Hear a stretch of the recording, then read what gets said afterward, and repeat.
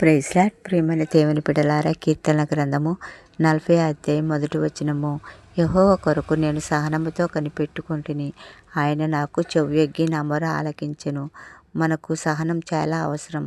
ప్రార్థించిన వెంటనే కార్యాలు జరగాలి అని కొంతమంది తొందరపడుతూ ఉంటారు. దేవుడు ఆలస్యం చేస్తే దేవుడు నా ప్రార్థన ఆలకిస్తున్నారో లేదా అని అనుకుంటూ ఉంటారు. లేదండి, దేవుడు మన మొర తప్పకుండా ఆలకిస్తారు. సందేహపడకూడదు.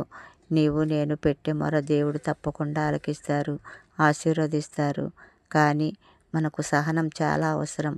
సహనంతో కనిపెట్టుకుని ప్రార్థించినప్పుడు దేవుడు తప్పకుండా ఆలకిస్తారు.